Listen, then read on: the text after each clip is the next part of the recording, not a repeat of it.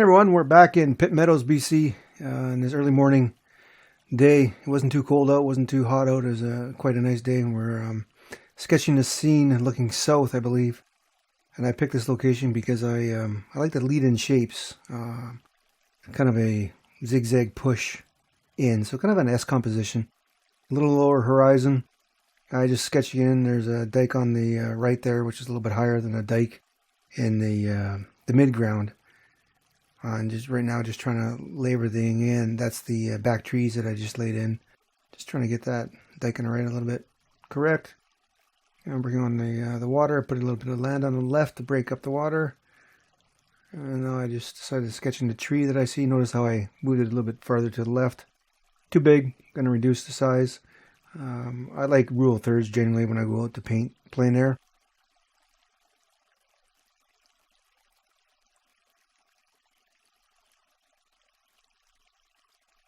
King in the sky, it was a pretty mundane sky, just a gradation from dark blue to light blue. And as I went down to the horizon, I of course warmed it up a little bit. Just trying to blend it all in, doing it in quickly. Covering up the sketch that I have. Just because I have a sketch down doesn't mean I have to follow it. I cover things up. I'll go in later, put in a tree, moving some of the sky up. And I didn't really warm it up too much as we get down to the horizon, just because it was quite a cool day. The sun came in and out, but primarily it was cloudy. You can't really see a cloud in the reference image on the bottom left, but there were some sweeping clouds coming through the top, so I decided just to throw them in a little bit. On days like this, I always try to start with the sky and the clouds, just because they're so fleeting. I lighten them, warm up the horizon a little bit there, and as I soften the clouds, I go in and throw a little bit of highlights that are sparkling through. And then there's 3 or 4 little clouds in the distance that I want to get, because once I put in that tree, I really won't have an opportunity to put in the clouds. Now, these are the shadows of the clouds that I'm putting in, and I put them in too dark, and then I lighten them up for what I have right now. But you'll see later on when I get the mid-ground developed, those now soft shadows of those clouds are way too dark, and you'll see me go in and lighten them even more. So at every point in time, I make a decision to do something, and then later on, I make a decision to change them. That's pretty much the key to plein air painting. You have to make a decision to move on. Make a decision to move on. And if you need to, make a decision to correct the past decision and move on. It's pretty much that easy. You just got to push through everything.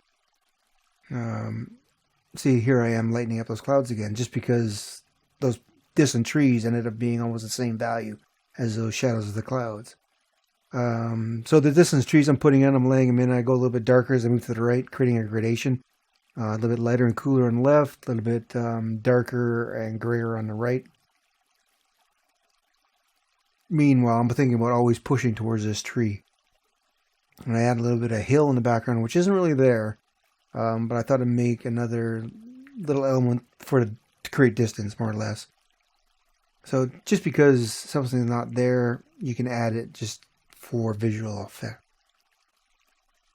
Now what I'm doing is varying the temperatures within that violet. So a little bit more cooler violet, some a little bit warmer violet. And really the color temperature variations are all the same value. But having it being different in temperature really helps create a sense of interest. I'm laying in the mid-ground grass of the dike that goes across the horizon. Notice that it's kind of a gray-green, right? It's darker than the trees. And now when I throw in the forward dike on the right-hand side, I mix another little color, but this time it has more chroma in it, so it's a lot more richer. The saturation is higher. Therefore, just telling you that this item is closer to you. And as I lay it in, I try to build a little bit of soft edges into it. I never really want a sharp edge in my painting at any time until I'm close to the end. And here, these are distant trees that have that rusty color to them. I decided to punch it up a little bit to make it a little bit peachy. Find it went really well with the blues, kind of the orange and blue complement combination. I'll change them a little bit later on when I get a tree and warm them up to draw the focus more into that direction. Now I just take it into the water with the sky color, and I leave a little bit of space between the sky and the land that I'll fill in a little bit later with reflections. And I do a little something different this time. Instead of putting in reflections on the water with paint, I decide to rub them out. And then I find the water a little bit too light, so then I go in and darken it up near the base. Again, trying to create that gradation from dark to light as I move forward into the painting. And you'll see later on that I try to leave these streak marks in there, and it creates a great sense of water. Now, moving into the reflection of the land in the water. Nothing too complicated. A reflection of the land in the water in the midground is a little bit lighter than the reflection in the water in the foreground. Throwing some water back there because I try to carry on that water throughout the scene and move in towards it, indicating landmass. Trying to get the reflection of the water, trying to warm it up. Here on the right, I'm adding a bit of green into it, reflecting of the dike that you see. And now there's this golden area of grass that I just really love in this scene. And so I'm just laying the kind of the mid-tone of that in. I go in and make it a little bit lighter later on. You don't want to start off anything too light. You kind of want to sneak up on your highlights. I'm massing in the sort of the sand, the dirt of the mid dike where it meets the water. Trying to cool it as it meets the water itself. And I'll go in and create a little more shadow in there and some water reflections later on. But for now, it's more or less just blocking it in. Well, you can see right there, I added a little bit where the water meets the ground kind of situation. Now adding the shadow of that golden rusty area. Trying to get some depth. You'll see those values are really close. So you see me go in a little bit later, or if not now. And there you go. And darken them up a little bit. There just wasn't enough contrast between them. So now we have a definite shadow and definite light of those grasses. And here moving in with that violet, kind of like I did in the midground there, where the water meets the ground and putting it in. Working on the rocks on the right side next. Well, I guess not. I'm working on the orangey bushes that are on the midground as well, and a little bit darker than the background rose color. And I just throw in a little bit of darks there to create a sense of shadows. It brings them forward a little bit more still. Throwing in a shadow of the shore, and now I'm trying to bring a reflection of the mid shore into the water. Working a little bit on the landmass on the left. Trying to get the reflection in the water, creating where the water meets the ground. Keeping everything loose, trying to keep all the edges as kind of soft as I can. There's no real hard edges. I do darken those bushes in the back a little bit there, but I also keep the chroma quite high.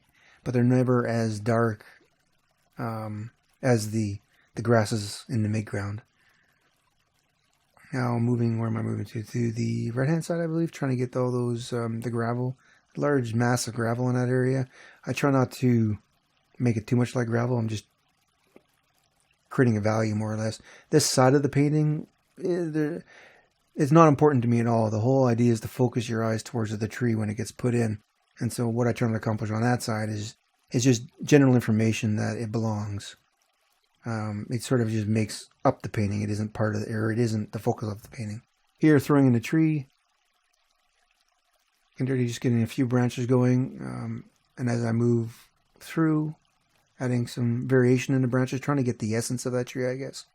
I'll probably add a few more a little bit later, and I do lighten that tree a little bit. In hindsight, I could probably go a little bit lighter to help push it back a little bit more. And of course, I put in the all-important reflection in the water. Here are the dead leaves, or the sort of the new growth in the tree coming in. Nothing's really sprung yet here. And then trying to get the sense in the water as well. Now adding a little bit of more warmer highlights on those distant rose bushes. Sort of brightening that area up again. Trying to give life to that area so you're driven towards that tree. You're kind of naturally driven towards that tree just because of it stands out so much. But I really want to make it the focus, especially when the painting is finished. Lights going in and out here. I got a few clouds going overhead. I'm trying to get a little path going. Just trying to get the highlight on the dike path on the back. And I put it in, probably decided it wasn't bright enough, and you'll see me go in and add a little more touch of light to it. Sort of trying to give some variation to the grasses on the dike on the right-hand side. Just to break it up. It can't be all one value, all one chroma color. Trying to punch up the lights in that central island, and again trying to push you over to the left. sort of gives you a jumping point. You know, you start in at the bottom or on the right, you move to the light sense of grasses, and then you move to the tree. This is what my intention is. Whether or not people actually do that or not is another thing, but I have a purpose. There I just put in the reflection of the grasses in the water, and it kind of starts bringing the water to life. And I put a little bit of sense of lighter water on the shore, where the light decides to sparkle here and there.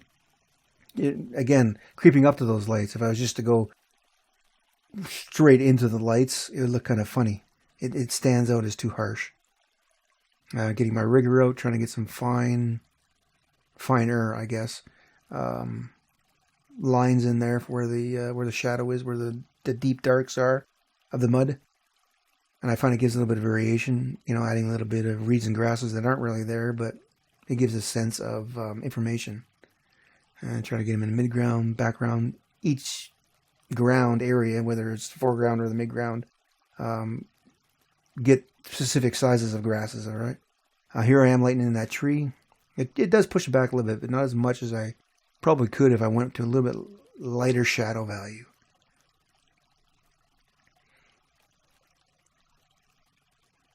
And there's a series of trees on the right there you can see, but I don't put them all in. And in hindsight, they probably could have been a little bit smaller, and I shouldn't have worked them for so long. You'll see at some point you can probably decide that, you know what, that's probably enough, and then I just keep on reworking them. And right now they're at a pretty good value, I think, right now. But you'll see, I just keep on going, and if I think is to leave it around here or so, potentially I could have saved it. But this is one thing I'm going to have to fix in the studio. I don't really like how the trees ended up on the right-hand side, so they probably will be either reduced in value size or eliminated altogether. So I'll try to create an expanse of a vista with the focal point being the single tree. And you can just see how much I work on them. And, you know, lesson learned. Next time I'm out painting plein air, I'll rethink if I have a set of trees in the distance, how I'm going to handle them. And so I get tired of working on those trees, so I move to the foreground dike area, adding a little bit more chroma in the reds and the grasses, getting the green a little bit more vibrant, because it is in the foreground, and there is light hitting that edge. So I just want to punch that edge out a little bit, right? So it creates a sense of depth. So this is in front of the dike in the mid.